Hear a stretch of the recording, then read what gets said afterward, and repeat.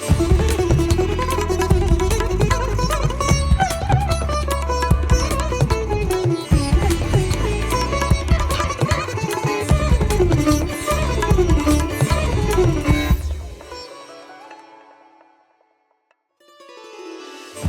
श्री साई राम। साई प्रेम वाणी के हमारे आज के प्रसारण में आप सबका हार्दिक स्वागत है। आज हम आप सबके लिए लेकर आए हैं सुमधुर कार्यक्रमों की मनमोहक कड़ी। आज के प्रसारण में आप अवतार वाणी के अंतर्गत श्री भगवान द्वारा दिए गए एक दिव्य संदेश का एक भाग सुनेंगे। तो चलिए कार्यक्रम का शुभारंभ करते हैं।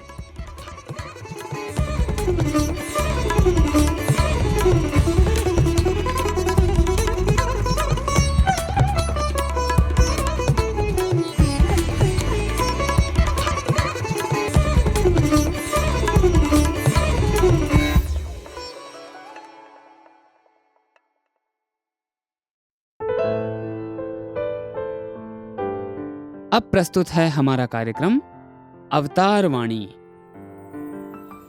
भगवान बाबा द्वारा सन 1984 को श्रीमद् भगवत गीता पर दिए गए दिव्य संभाषण का एक भाग आज हम प्रस्तुत करने जा रहे हैं।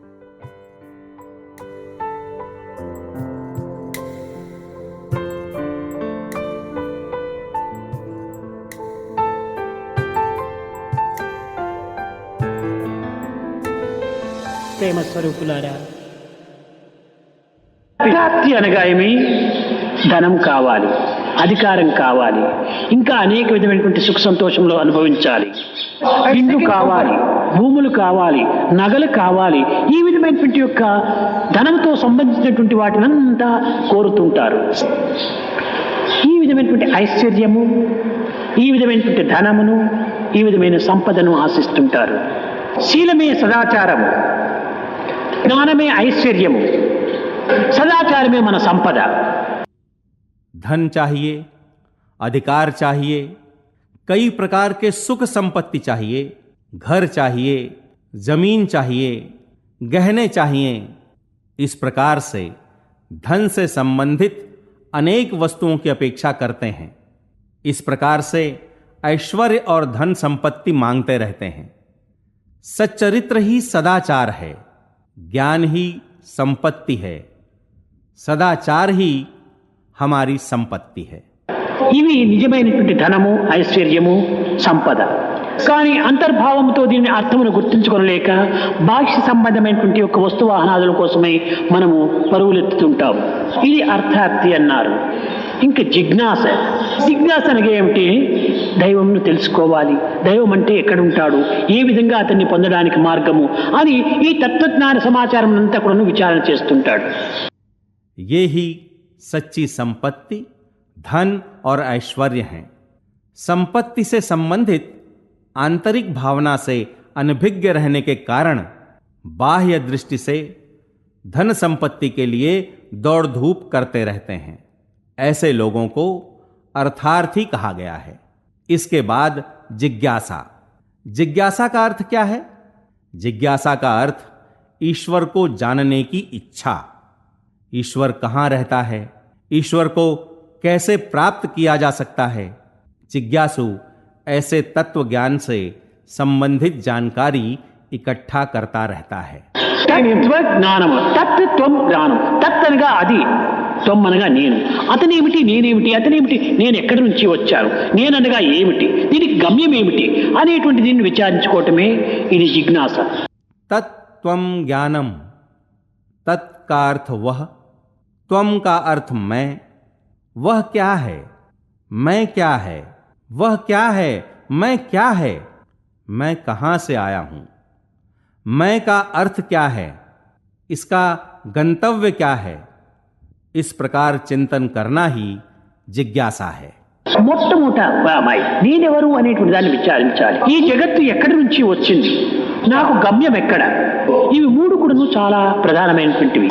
ఈ విషయమే తాను అనేక మంది పెద్దలను దర్శించి స్పర్శించి సంభాషించి వారి ప్రబోధనలు శ్రవణం చేసి వారి గురువుల ద్వారా లేక శాస్త్రము ద్వారా దీనిని కొంతవరకు గుర్తించుకోవడానికి ప్రయత్నించాలి. सबसे पहले हु एम आई, मैं कौन हूं, इस पर चिंतन करना चाहिए. यह जगत कहां से आया है, मेरा गंतव्य क्या है. पहले इन 3 प्रधान विषयों के बारे में बड़ों का दर्शन कर, उनका स्पर्शन कर और उनके संभाषण द्वारा उनके उपदेशों को सुनकर गुरुओं अथवा शास्त्र के द्वारा जानने का प्रयत्न करना चाहिए. ఇది కేవలం జ్ఞాతం వినటం మాత్రమే. ద్రష్టం తిరిగి దాన్ని చూడాలి, ప్రవేశం దీన్ని చేర్చుకోవాలి. అదే విధంగానే ఈ యొక్క జిజ్ఞాసుడైన తర్వాత జ్ఞానం, అది ప్రవేశం. జ్ఞానం అనగా ఏమిటి? లౌకిక జ్ఞానమా? ఇది సరి అయినటువంటి జ్ఞానం కాదు. ఇది భౌతిక జ్ఞానం, ఇది పదార్థ జ్ఞానం. यह ज्ञातुम है, अर्थात मात्र सुनना. दृष्टुम, फिर उसे देखना चाहिए. प्रवेष्टुम, अर्थात अपनाना चाहिए. इसी प्रकार जिज्ञासु होने के बाद प्रवेष्टुम, अर्थात वही ज्ञान है. ज्ञान से क्या तात्पर्य है? क्या यह लौकिक ज्ञान है? यह सही नहीं है. यह भौतिक ज्ञान है, यह పదార్థ జ్ఞానం है. కానీ జ్ఞానం అనగా పరార్థ జ్ఞానమే నిజమైన జ్ఞానం. అది ఏ జ్ఞానం అనగా ఏమిటి? అద్వైత దర్శనం జ్ఞానం. సర్వం పరవశం దుఃఖం, సర్వం ఆత్మవశం సుఖం అని. ఆ సుఖమే నిజమైన జ్ఞానం. పదార్థ జ్ఞానాన్నే మనం ఆధారం చేసుకుంటే పదార్థం వల్ల దాని యొక్క ప్రతిధ్వనిని కానీ, దాని ప్రతిఫలమును కానీ, దాని యొక్క ప్రతిబింబాన్ని కానీ అనుభవించవలసి వస్తుంది. ఇది పదార్థ జ్ఞానం. यथार्थ में परार्थ ज्ञान ही सच्चा ज्ञान है. अद्वैत दर्शनम ज्ञानम सर्वम परवशम दुखम सर्वम आत्मवशम सुखम. यह सुख ही सच्चा ज्ञान है. पदार्थ ज्ञान को आधार बनाते हैं तो पदार्थ के कारण उसकी प्रतिध्वनि को अथवा उसके प्रतिफल को अथवा उसके प्रतिबिंब के अनुभव को प्राप्त करना पड़ता है. यह पदार्थ ज्ञान है. నేను ఈ యొక్క డస్కు కొట్టాను గట్టిగా, కానీ నేను ఈ బల్లను గట్టిగా కొట్టినాను అని చాలా ధైర్యంగా చెప్తున్నా. కానీ నేను ఎంత గట్టిగా ఈ బల్లను కొట్టానో బల్ల కూడా నన్ను అంత గట్టిగా కొట్టింది. ఎట్లా అంటే నేను కొట్టాను అనుకుంటున్నా, మంట పుట్టింది. అది కూడా నన్ను కొట్టింటేనే కదా నాకు మంట పుట్టింది. కనుకనే పదార్థ జ్ఞానము రియాక్షన్, రీసౌండ్ అండ్ రిఫ్లెక్షన్ తో కూడి ఉంటుంటుంది. కానీ పరార్థ జ్ఞానమునకు no reaction, no reflection, no resound. ఇది ఏ నిజమైనటువంటి జ్ఞానం. సెకండ్ అనేటువంటిది లేదు. मैंने जोर से मेज को मारा. मैंने जितनी जोर से मारा, मेज ने भी उतनी ही जोर से मुझे मारा. मेरे मारने से जलन महसूस हो रही है ऐसा मान रहे हो, परंतु वस्तुतः मेज के मारने से जलन हो रही है. अतः पदार्थ ज्ञान रिएक्शन, रिफ्लेक्शन, रिसाउंड से युक्त होता है, परंतु परार्थ ज्ञान में no reaction, no reflection, no resound. यही यथार्थ ज्ञान है. सेकंड है ही नहीं. ఏకం ఏవా అద్వితీయం. రెండవది ఒకటి ఉంటే కదా దానివల్ల ఒక భయమో, దానివల్ల ఆనందమో, దాన్ని పొందాలని ఇచ్చను ఏదో ఒకటి కలుగుతుంది. రెండవదే లేదు జ్ఞానంలో. కానీ దానిని విజ్డమ్ అని చెప్పవచ్చును, కానీ జ్ఞానం అనకూడదు. ఆ విజ్డమ్ తత్వం లోపల నువ్వు డఫ్ అండ్ డమ్ అయిపోతావు. ఏది నీవు వినలేవు, ఏది నీవు చూడలేవు, సర్వంలో లీనమైపోన్నావు. అది శాశ్వతానందం. ఇది బోధించేటువంటిది ఒక నిజమైనటువంటి దైవత్వం. एकमेव अद्वितीयम ब्रह्मा. दूसरे के होने पर ही उससे भय या आनंद या उसे प्राप्त करने की इच्छा होगी. यहां दूसरा है ही नहीं, अतः इसे विजडम कह सकते हैं, ज्ञान नहीं. उस विजडम में तुम बधिर और मूक हो जाते हो. तुम कुछ नहीं सुन पाते हो, देख नहीं पाते हो, उसमें विलीन हो जाते हो. वही शाश्वतानंद है। इसका उपदेश देने वाला ही यथार्थ दैव तत्व है। కనుకని ఇందులో భక్తి మార్గంలో 4 విధములుగా ఉండేటువంటి దానిని ఒక చిన్నగా కథగా చెప్పి నా యొక్క ప్రసంగం ముగిస్తాను. ఒక శ్రీమంతుడు ఉండేటువంటి వాడు. ఆ శ్రీమంతునకు 4 భార్యలు ఉండేటువంటి వారు. ఇతనికి ఏదో ఒక కార్య నిమిత్తమై తాను పరదేశమునకు వెళ్ళాడు. ఆ పరదేశంలో కొంతకాలం నివసించాడు. తాను తిరిగి స్వదేశానికి వచ్చే పూర్వము 4 భార్యలకు లెటర్స్ రాశాడు. भक्ति मार्ग के 4 प्रकारों के बारे में एक छोटी सी कहानी सुनाकर अपना प्रवचन समाप्त करता हूं। एक धनवान व्यक्ति रहता था। उसके 4 पत्नियां थीं। एक निजी कार्य पर वह विदेश गया। कुछ दिनों तक वहां रहा। लौटने से पहले उसने 4 पत्नियों को पत्र लिखा। అందులో పెద్ద భార్యకు ఒక లెటర్ రాశాడు. చిన్న భార్యకు, మూడో భార్యకు, నాలుగో ఏం రాశాడు? నేను నెక్స్ట్ వీక్లో నేను వస్తున్నాను. మీకు ఎవరెవరికి ఏమేమి కావాలి మీరు ఒక పట్టీ రాసి పంపించండి. ఇక్కడి నుంచి నేను అన్ని తీసుకొని వస్తాను అన్నాడు. 4వ భార్య చిన్న వయసు కనుక ఈమె రాసింది ఏమిటండి, మీరు వచ్చే సమయంలో ఆ దేశంలో లేటెస్ట్ ఫ్యాషన్గా ఉండేటువంటి చీరలు, ఫ్యాషనబుల్ నగలు అంతా తీసుకురామని. చేరింది అతనికి పాపం. 2వ భార్య రాసింది ఏమిటండి, నాకు ఈ జబ్బుతో నేను బాధపడలేకపోతున్నాను. మన భారతదేశంలో ఎక్కడ కూడా చిక్కటం లేదు మందులు. ఈ యొక్క నా జబ్బుకు సంబంధించినటువంటి మందులు ఏమైనా ఉంటే మీరు పట్టుకుని రండి అని ఆమె మందుల లిస్ట్ రాసి పంపించింది. क्या लिखा? मैं अगले हफ्ते लौट रहा हूं। तुम लोगों को क्या क्या चाहिए एक फहरिस्त बनाकर भेज दो। मैं यहां से लौटते समय सब कुछ लाऊंगा। चौथी पत्नी ने लिखा, अजी आप लौटते समय उस देश में मिलने वाली लेटेस्ट फैशन की साड़ियां और आधुनिक ढंग के फैशनेबल गहने ले आइए। दूसरी पत्नी ने लिखा, अजी मैं इस बीमारी से बहुत परेशान हूं। हमारे भारत देश में कहीं अच्छी दवाएं उपलब्ध नहीं हैं, इसलिए वहां से मेरी बीमारी के लायक की औषधियां ले आइए।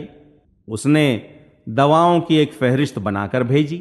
3వ భార్య ఆమె రాసింది, ఆమె కొంచెం ఆధ్యాత్మిక మార్గంలో ఉండేటువంటిది.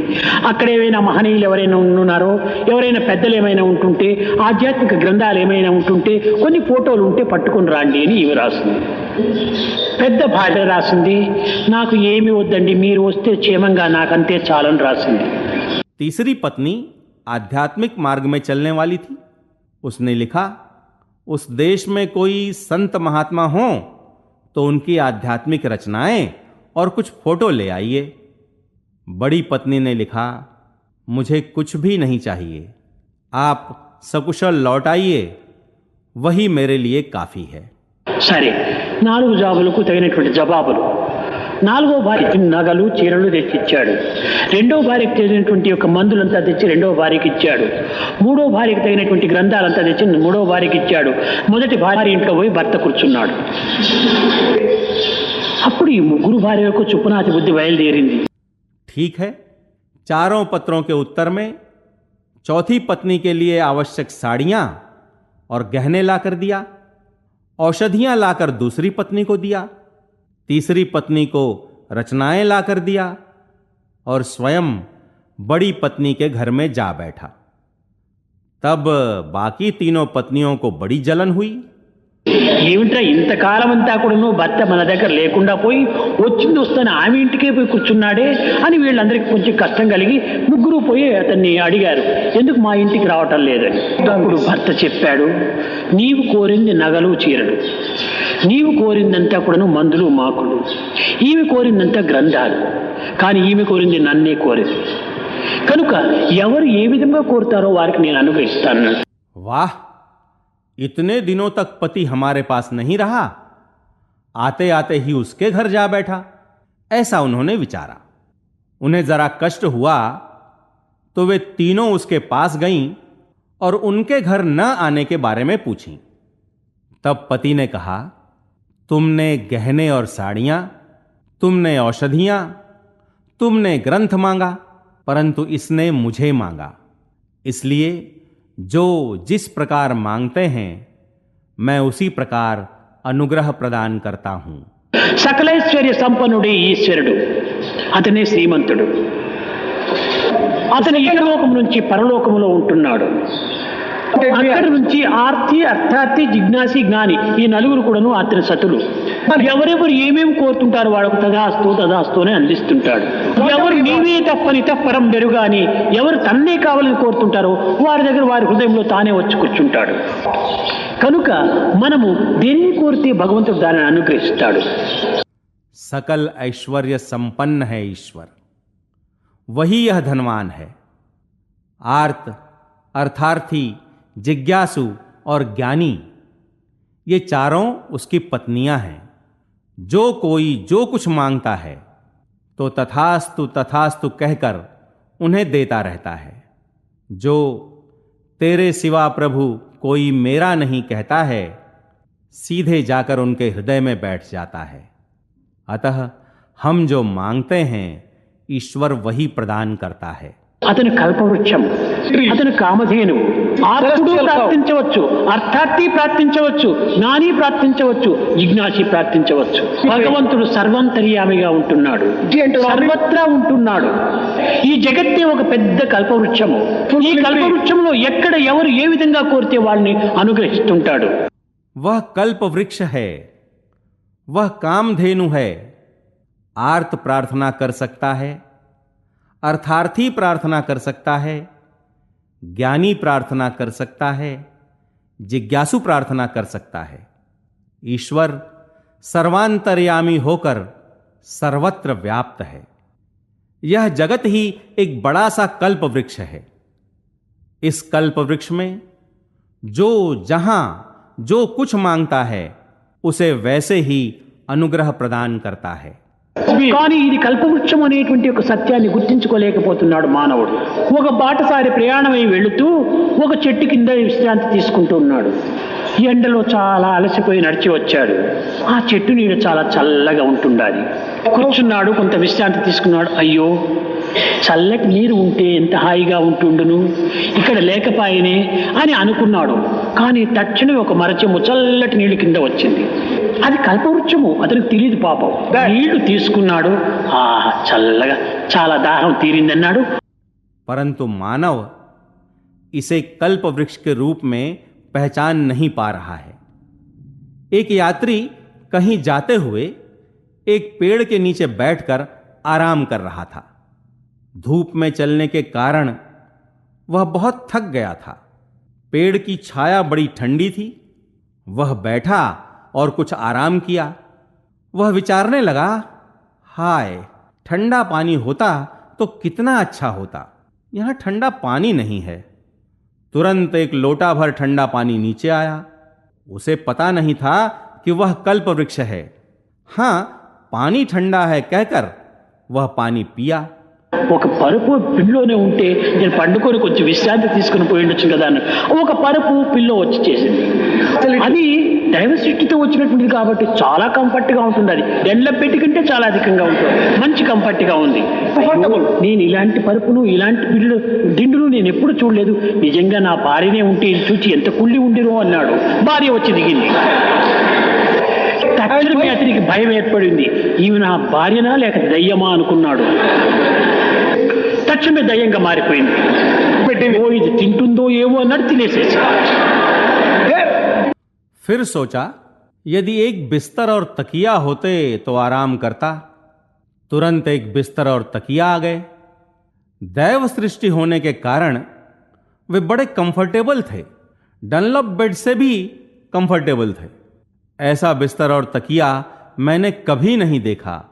यदि मेरी पत्नी देखती तो कितनी जलती। पत्नी नीचे उतर आई। उसे बड़ा डर लगा। उसने सोचा, यह मेरी पत्नी है या भूत है। वह तुरंत भूत बन गई। उसने सोचा, कहीं खा तो नहीं लेगी।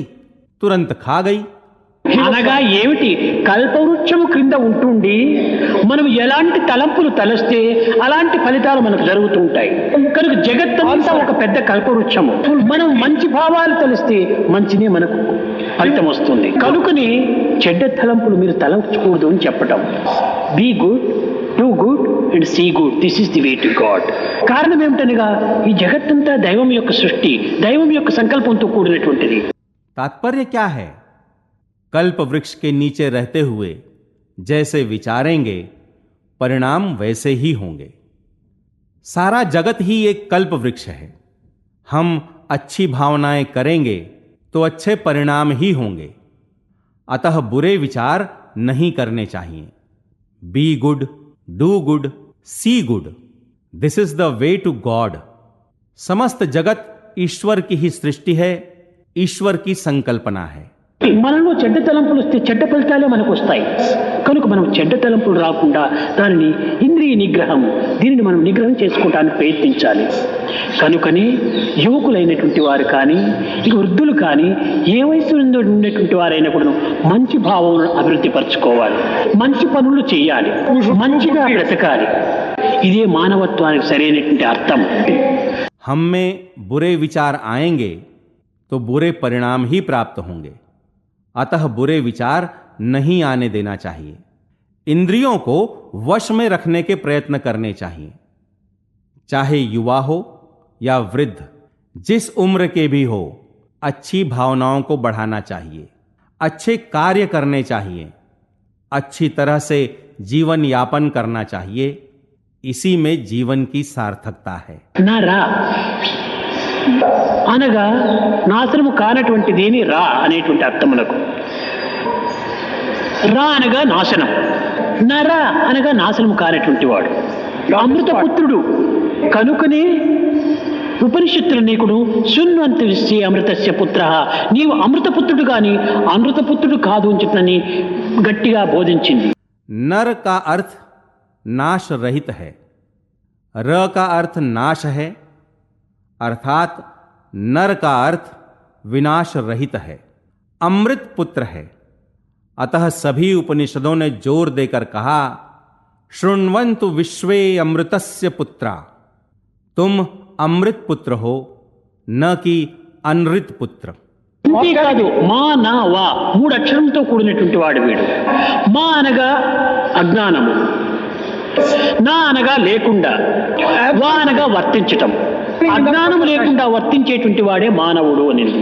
కానీ ఈనాడు అంత అజ్ఞానంతోనే మనం వర్తిస్తున్నాం. ఈ మానవ అనేటువంటి దానికి సరైనటువంటి యొక్క విలువ కూడా లేకుండా చేసుకుంటున్నాం. కనుక ఈ అజ్ఞానం మనం దూరం చేసుకోవాలి. Death is sweeter than the blindness of ignorance అన్నారు. इतना ही नहीं, मानव, मा न व इन 3 वर्णों से बना है. म अर्थात अज्ञान, न अर्थात बिना, व अर्थात व्यवहार करने वाला. बिना अज्ञान के व्यवहार करने वाला ही मानव है. परंतु आज सभी अज्ञान से ही व्यवहार कर रहे हैं. मानव शब्द को भी मूल्यहीन करते जा रहे हैं. अतः हमें इस अज्ञान को दूर करना चाहिए. Death is sweeter than the blindness of ignorance कहा गया है. మన యొక్క అజ్ఞానము దూరం చేసుకోవాలంటే జ్ఞానం మనకు లభించాలి. చీకటి పోవాలంటే వెలుతురు రావాలి. అజ్ఞానం పోవాలంటే జ్ఞానం కలగాలి. జ్ఞానం కలగాలంటే అనుగ్రహం కావాలి. అప్పుడే మనం అజ్ఞానం అనే గ్రహం దూరం అయిపోతుంది. త్యాగరాజు చెప్పాడు, రామా, అనుగ్రహం అనేటువంటిది ఒక్కటి ఉంటే నాకు ఈ గ్రహములు నన్ను ఏమి చేయగలవన్నాడు. अज्ञान को दूर करना है तो ज्ञान को प्राप्त करना है. अंधेरे का दूर होना है तो उजाले को आना है. अज्ञान को दूर होना है तो ज्ञान का होना आवश्यक है. ज्ञान प्राप्त होना है तो अनुग्रह होना चाहिए. अनुग्रह के होने पर अज्ञान का ग्रह दूर होगा. इसीलिए त्यागराजू ने कहा, हे राम, तुम्हारा अनुग्रह हो तो ये ग्रह मुझे क्या कर सकेंगे.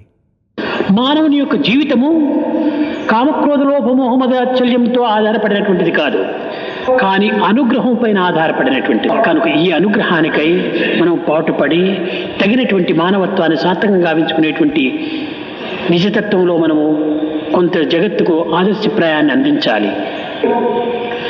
సతతం దైవ చింతనం, सर्वदा सर्वकालेषु सर्वत्र हरिचिंतनम नास्ति नास्ति महाभागा కలికాల సమం యుగం స్మరణాత్ చింతనాదేవ ప్రాప్తోతి పరమాంగతి అని ఈ కలియుగం లోపల నామస్మరణకు మించినటువంటిది లేదు. मानव का जीवन काम, क्रोध, लोभ, मोह, मद, मात्सर्य पर आधारित नहीं है, वह अनुग्रह पर आधारित है. अतः इस अनुग्रह को प्राप्त करने के प्रयत्न में हमें अपने निज तत्व से अवगत होते हुए जगत के लिए आदर्श प्रस्तुत करना चाहिए. सततम दैव चिंतनम, सर्वदा सर्वकालेषु सर्वत्र हरि चिंतनम, नास्ति नास्ति महाभाग कलिकाल समम युगम, स्मरणाश्चिंतना देवा प्राप्नोसि परमां गतिम.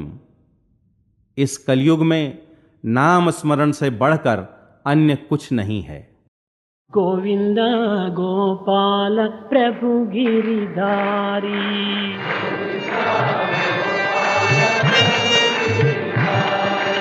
गोविंद गोपाल प्रभु गिरिधारी,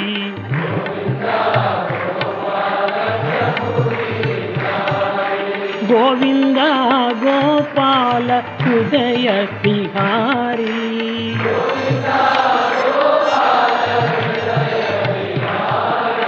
गोविंद गोपाल हृदय बिहारी,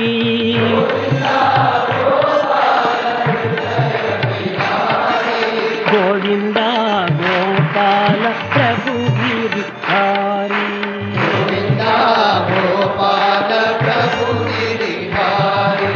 नंद कुमार नवनीत चोर, नंद कुमार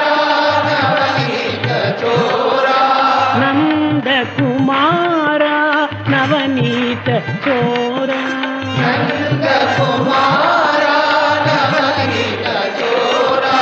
हृदय विहारा बड़ा चित्त चोरा, हृदय विहारा बड़ा चित्त चोरा, हृदय विहारा बड़ा चित्त चोरा, हृदय विहारा बड़ा चित्त चोरा. गोविंदा गोपाल प्रभु गिरिधारी, गोविंदा गोपाल प्रभु गिरिधारी, गोविंदा गोपाल हृदय विहारी, गोविंदा गोपाल हृदय विहारी, गोविंदा गोपाल हृदय विहारी, गोविंदा गोपाल हृदय विहारी, गोविंदा गोपाल प्रभु गिरिधारी, गोविंदा गोपाल प्रभु गिरिधारी, नंद कुमार नवनीत चोरा, नंद कुमार नवनीत चोरा, नंद कुमार नवनीत चोरा, नंद कुमार नवनीत चोरा, हृदय विहारा बड़ा चित्त चोरा, हृदय विहारा बड़ा चित्त चोरा, हृदय विहारा बड़ा चित्त चोरा, हृदय विहारा बड़ा चित्त चोरा. गोविंदा गोपाल प्रभु गिरिधारी, प्रभु गिरिधारी. अभी आप सुन रहे थे अवतार वाणी. आज आपने भगवान बाबा द्वारा सन 1984 में श्रीमद् भगवद गीता पर दिए गए दिव्य संभाषण का एक भाग सुना.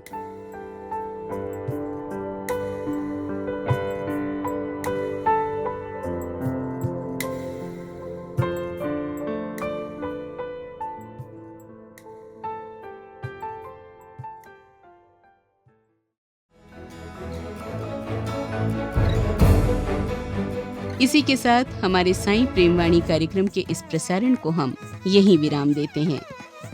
आशा है हमारा आज का कार्यक्रम आपको पसंद आया होगा. अपने सुझावों को हम तक जरूर भेजें. हमारा व्हाट्सएप नंबर है 9393258258 9393 258 हिंदी भाषा में हमारी ये सभी प्रस्तुतियाँ YouTube पर भी उपलब्ध हैं। इन्हें वहाँ देखने या सुनने के लिए हमारे YouTube चैनल को सब्सक्राइब करें और कमेंट बॉक्स में अपने सुझाव देना न भूलें। हे स्वामी, आप दिव्य पिता हैं, हम आपके अंश, हम में गूंजें गीता के स्वर, स्वार्थ मोह न हमें बांधे कभी, हम करुणा सागर की बन जाएं लहर। ये प्रार्थना आपके श्री चरणों में अर्पित करते हुए और ये प्रसारण आपको समर्पित करते हुए अब वाणी को विराम देते हैं। धन्यवाद। सप्रेम साईं राम।